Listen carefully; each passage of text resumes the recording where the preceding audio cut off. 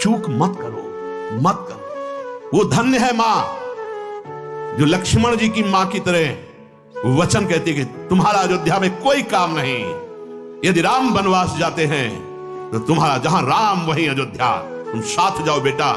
आज मैं पुत्रवती कहलाने योग्य हो गई, क्योंकि लखन तेरे जैसा राम भक्त पुत्र पैदा हुआ। मां वही। सुनीति जी ने कहा कि तेरी मां जो विमाता सुरुचि है ना, वो ठीक बोली।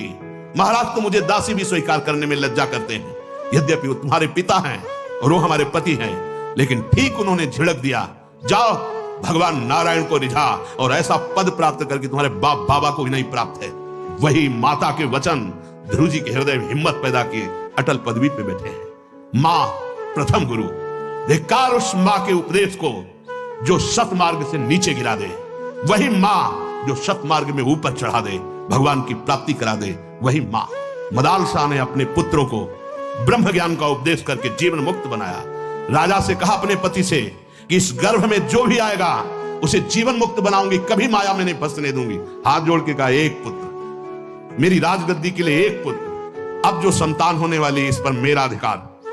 ठीक है। थोड़ा सयाना हुआ, एक श्लोक जीवन मुक्त अवस्था का लिखा और अंगूठी में बंद करके कहा, बेटा जिस समय तुझे कोई समस्या लगे तो मैं पता नहीं रहूं कि ना रहूं, अंगूठी में ये सूत्र लिखा है, तब तक न खोलना जब तक विपत्ति ना आवे, और जब तुझे कोई समस्या आवे तो खोलना।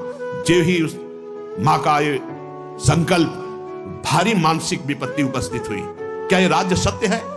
क्या ये भोग सत्य है? क्या ये देह सत्य है? जब ये सत्य नहीं तो सत्य क्या है? तो अंगूठी खोली एकांत में। जे ही इस लोग अपने स्वरूप स्थिति का पड़ा, मुकुट रखा और एकांत सेवन करते हुए जीवन मुक्त। उन्होंने कहा था कि मेरे गर्भ में जो आएगा उसे भगवत प्राप्त महात्मा बनाऊंगी, और बना दिया। जो पुत्र हुए जीवन मुक्त हो गए। आज उनका चरित्र गाया जाता है। ये 4 दिन का जीवन है, इसमें चाहे पाप कमा लो या पुण्य कमा लो या भगवान की प्राप्ति कर लो, उत्तम तो यही है कि हर कर्म भगवान को समर्पित करते हुए, नाम जप करते हुए, जिस मार्ग में जहां कदम रख दिया वैसा जीवन व्यतीत करो। हम उन भगवान के दास हैं कि जो रूप वो स्वीकार करते हैं वैसे ही आचरण करते हैं। अगर वाराह रूप धारण किया तो पृथ्वी को घ्राणेन्द्रिय से सूंघा और अपने थुथुने पर धारण करके लाए। मत्स्य रूप धारण किया तो जल में, कच्छप रूप धारण किया, राम रूप धारण किया, कृष्ण जो स्वांग रचा वैसे ही। तो तुम उन्हीं के दास हो। यदि गृहस्थ हो तो वैसा आचरण, विरक्त हो तो वैसा आचरण। ऐसा नहीं कि अपनी सीमा को लांग के इधर या इधर से इधर। आगे बढ़ा जा सकता है, पीछे नहीं हटा जा सकता। इस मार्ग में जो पीछे हटा उसको रोम दिया माया ने। लिख लो कागज में, ये हम किसी आवेश में नहीं कह रहे। इस मार्ग में जहां चरण रखो वैसे रखो, अटल।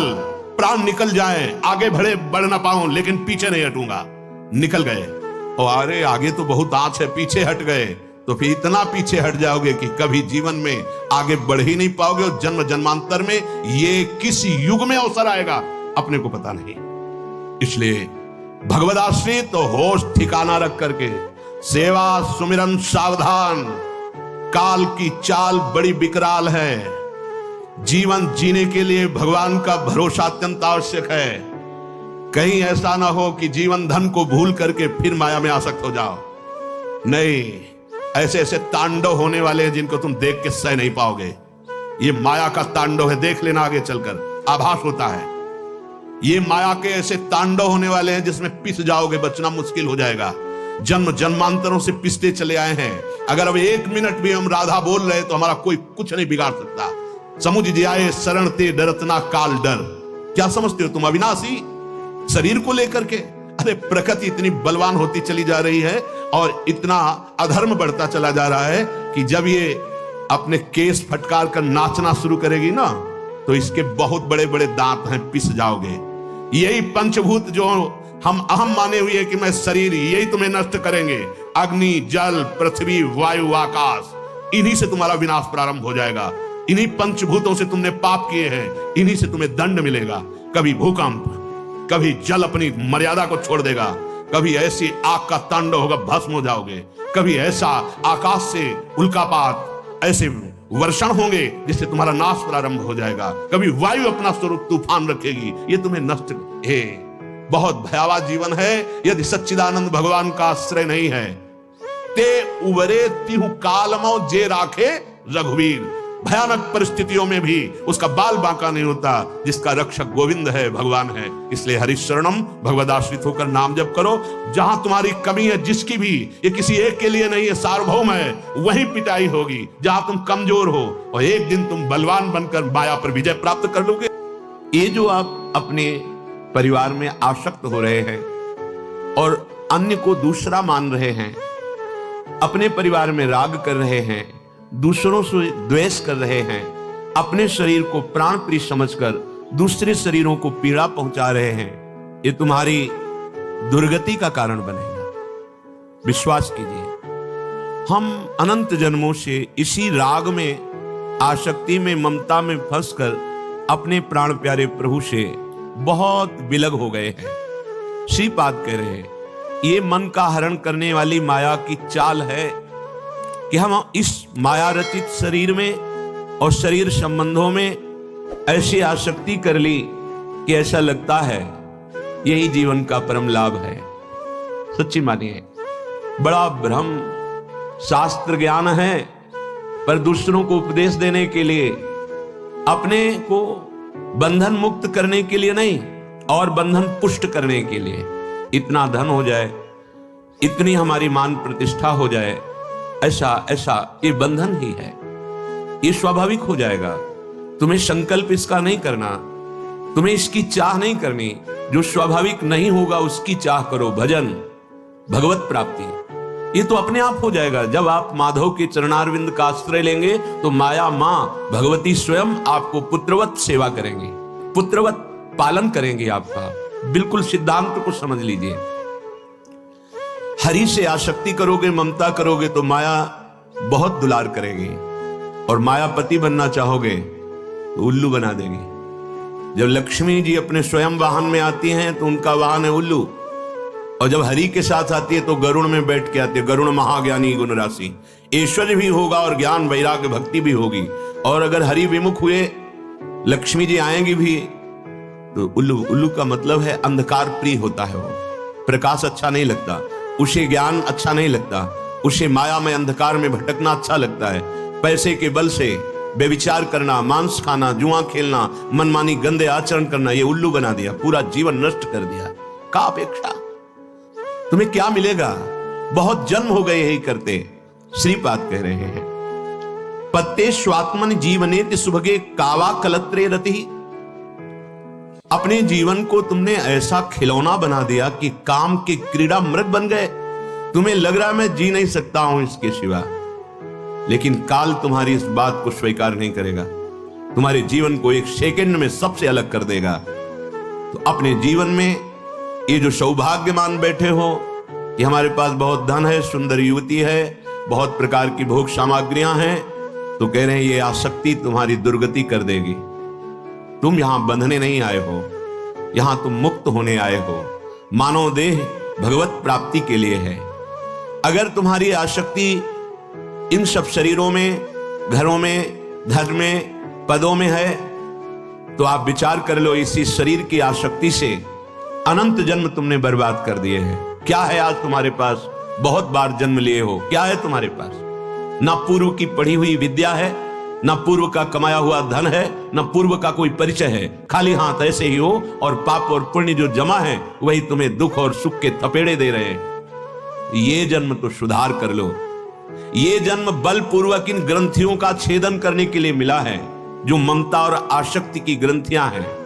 श्री महामहिम सूरदास जी महाराज कह रहे हैं, माधो जू मन माया बस कीन्हो, लाभ हानि कछु समुझत नाही, ज्यों पतंग तन तीनों। जैसे पतंगा देख रहा है कि सामने वाला जला इस दीपक में जाकर, पर वो राग के कारण, आसक्ति के कारण उसी लौ में जाकर अपने शरीर को भस्म कर देता है। ऐसे ही आगे वर्णन करते हैं, ग्रह दीपक धन तेल तूल तिय, सुत ज्वाला अति जोर, मैं मतहीन मरम नहीं जान्यो, पर्यो अधिक करी दौर। माधोजू ये मन माया बस कीन्हो।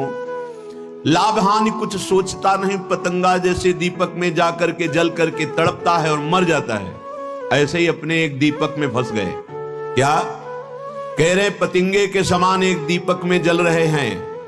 ये शरीर एक घर है, या आप प्रगट का घर, ये दीपक है। धन की लालसा, धन ये इस दीपक का तेल है, और स्त्री शरीर की प्रबल आसक्ति ये वो बत्ती है जिसमें आग लगेगी, और स्नेह ये प्रचंड ज्वाला है। इसी ज्वाला में मैं मूर्ख बुद्धिहीन ये समझ नहीं पाया कि ये माया का दीपक है मेरे जीवन को नष्ट करने के लिए, और मैंने अपने जीवन को नष्ट कर दिया इस दीपक की ज्वाला में। शरीर घर रूपी दीपक, धन की आशा तेल, स्त्री की प्रबल आसक्ति बत्ती, और प्रचंड स्नेह राग। जी नहीं सकता, क्या करूं? जानता हूं गलत है, पर नहीं रह सकता, नहीं जी सकता। ये वो लव है, और वो मूर्ख बुद्धिहीन मैं इस माया की चतुरता को समझ नहीं पाया, और दौड़ दौड़ कर इस दीपक की बत्ती से लिपटा और अपने जीवन को नष्ट कर दिया। कैसे स्वयं बंध गया मैं। विवश भयो नलिनी के सुख ज्यों, बिन गुण मोहि गयो। मैं अज्ञान कछु नहीं समझो, परि दुख पुंज सहयो, परि दुख पुंज सहयो। मैं समझ ही नहीं पाया और अपने आप से बंध गया। जैसे तोता को पकड़ने वाले जन होते थे, जैसे पंखा घुमाने वाला पोला होता है, ऐसे रस्सी में डाल देते हैं, ऊपर से चिपकाहट वाली कोई वस्तु लगा के उस पर दाना रख देते हैं। तोता आके बैठा, वो तुरंत घूम गया। अब वो और जोर से पकड़ लेता है कि अगर मैं छोड़ा तो मरा, अगर वो छोड़ दे तो उड़ जाए, पर वो भ्रमवश उसे पकड़ लेता है। इसीलिए गोस्वामी जी कहा है कि बंध्यो कीर मरकट की नाई। मैं स्वयं विवश होकर सुग्गे की तरह फंस गया इस दीपक में। घर, ये शरीर, धन आदि की, भोग आदि की आशा, तेल, स्त्री शरीर में प्रबल आसक्ति या काम की प्रबल आसक्ति शरीरों में, ये बत्ती, और प्रचंड स्नेह, ये ज्वाला, और बार बार उसका आलिंगन करना दीपक की बत्ती का, मानो अपने जीवन को भस्म करना। एक एक श्वास हमारी नष्ट होती गई। मैंने स्वयं अपने आप को फंसा दिया। अब मेरा कोई बस नहीं चल रहा। माधवजू बहुतक दिवस भये, या जग में भ्रमत फिरो मतिहीन। शूर श्याम सुंदर जो सेवे, तो क्यों होवे ऐसी गति दीन। इस माया ने मुझे बिना किसी बंधन के बांध दिया, किसी ने नहीं बांधा। सुग्गे की तरह मैं स्वयं बंध गया। मैंने समझा नहीं।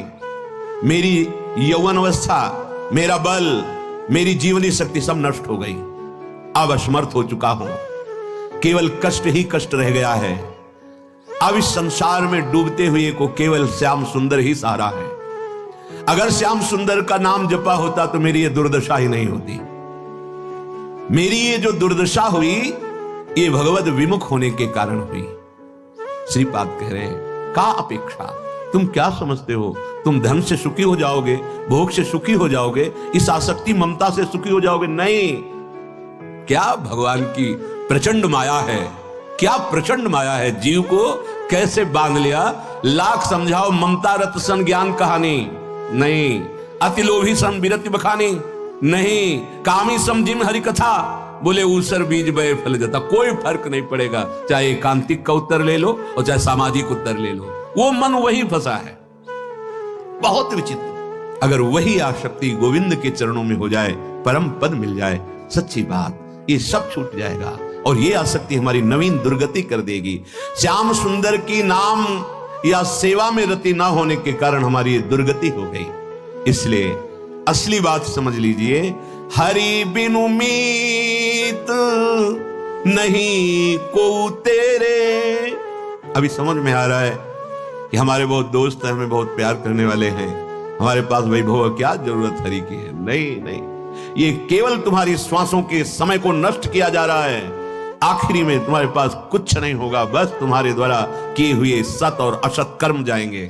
सावधान, ये चेहरे एक भी तुम्हारे नहीं होंगे, ये तुम्हारा नहीं होगा, सब बलात् छीन लिया जाएगा। सच्ची मानिए, केवल बाहरी बहिर्मुख वृत्ति में डोल रहे, अपना जीवन नष्ट कर रहे हैं।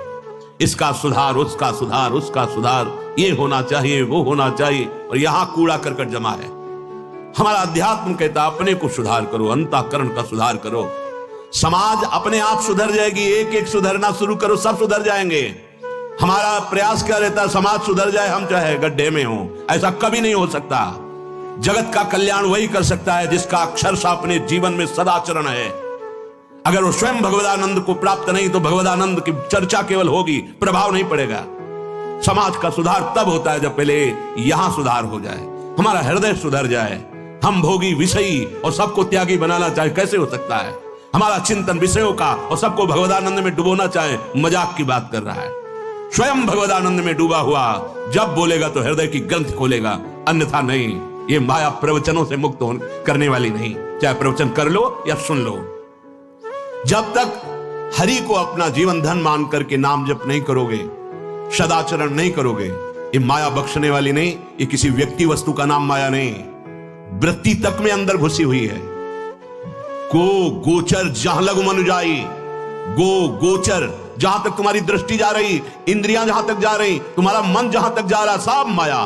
गो गोचर जहां लगु मनु जाई, सो सब माया जानो भाई। एक एक वृत्ति में माया अपना प्रभाव डाले हुए है। हरि बिनु मीत नहीं को तेरे। बड़ी कृपा हो अगर ये बात तुम्हारी समझ में आ जाए, प्रभु के सिवा कोई मेरा नहीं। हम जबरदस्ती कहते हैं तू मेरा है, तू मेरा है, तू मेरा है, वो कोई मेरे को स्वीकार नहीं कर रहा। अंदर से अपने स्वार्थ को स्वीकार किया जाता है।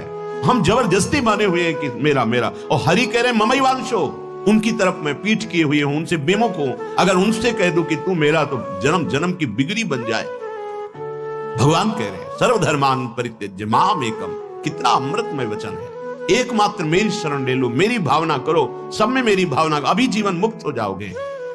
सुनि मन कहो पुकारी तोषो, हो भज गोपाल ही मेरे, हरि बिनु मीत नहीं को तेरे। हरि के बिना कोई मीत नहीं। ऐ मेरे मन में पुकार करके कहता हूं, सूरदास जी कहते हैं, भज ले गोपाल को, भज ले गोविंद को, भज ले, जीवन नष्ट हो जाएगा। भज गोविंदम, भज गोविंदम, गोविंदम भज मूढ़ मते। अरे मती, अरे मन, तू गोविंद गोविंद भज ले, एक एक श्वास तेरी सार्थक हो जाए, बस तू चिंता मत कर। देख लोक परलोक का सब सुख यही तुम्हें प्राप्त होने लगेगा, यही तुम जीवन मुक्त हो जाओगे। जीते जी तुम भगवदानंद में निमग्न हो जाओगे। यही परलोक सकल सुख पावत मेरी सुभैया, कृष्ण गुण संचु। तुम्हें इस लोक परलोक के सारे सुख प्राप्त हो जाएंगे। या संसार विषम विश्व सागर, रहत सदा सब घेरे, कि तुम गोपाल का भजन न कर पाओ। एक बार गंगा किनारे एक संत भगवान मिले थे, बड़े अनुभवी संत, जो पूर्व के शास्त्र के श्लोक भले ना बोल पाए, पर उनके वचन वज्र की लीक माया से पार होने के लिए। कहा, बच्चा, अभागी जनों को इतना घेर लेती है माया कि उनको समय ही नहीं दिया जाता भगवत स्मरण करने का। उनको सरकार कह के सरका दिया जाता है, भगवान कह के फंसा लिया जाता है। ये उनके वचन थे। बच्चा, कभी सरकार और भगवान मत बन जाना। इस मार्ग में चले हो तो भगवान का दासत्व, भगवत चिंतन करते हुए अपने स्वरूप में रहना। ये अभागियों को समय नहीं दिया जाता भगवत स्मरण करने का। उनको माया अपने पार्षदों से घेरे रहती है, उनका स्मरण हटाती रहती है। वो बड़े सौभाग्यशाली होते हैं जो आंतरिक एकांत को प्राप्त होकर अपने इष्ट के सदैव चिंतन में लगे रहते हैं।